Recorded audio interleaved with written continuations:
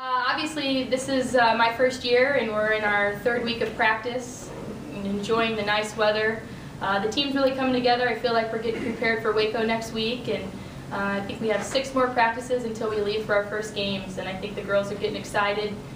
We'll see how our pitching, defense, and offense looks next weekend, but so far I've been pleased with our progression throughout the season.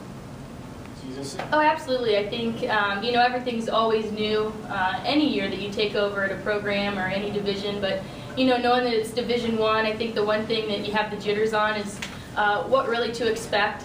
You know, we don't know, or I personally don't know a lot about the Valley, a lot about the opponents that we face because I've coached the Division II level for the last 6 years, but, you know, I'm excited. I think that, you know, it's an exciting time for our program, an exciting time for me personally, just to kind of get out there and see what we can do this year and try to make the most of the team we have. I think we've got some great talent, and you know, the biggest thing for us this year is we have to put it together every game. One thing can't show up and 2 things can't stay at home. It's going to be all 3 of our offense, our defense, and our pitching showing up every game for us to be successful.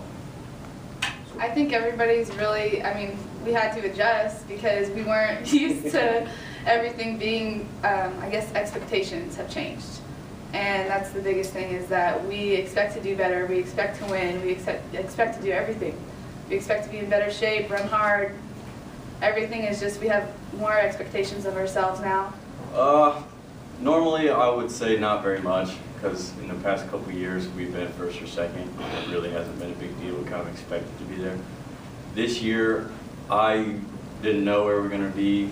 We ended up 3rd, which I absolutely love it. And I told the guys the other day, you know, I think we're going to be 3rd to 5th somewhere. But for this team, a team that's young, kind of inexperienced, like I said, I absolutely love being 3rd, because now we're the hunter, we're not the hunted.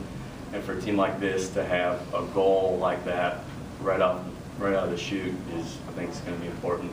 It reminds us that just because you put on a Shocker uniform or you come to Wichita State does not mean you're going to be a good team. You still have to do the hard work that all these teams have done before us to be ranked, you know, #1. But we lost a lot of guys last year, and that's kind of a big concern. So, you know, for this team, it's a good reminder that we need to be out there busting it every day. And sitting next to a remarkable girl, what a fabulous race she had last week in Boston.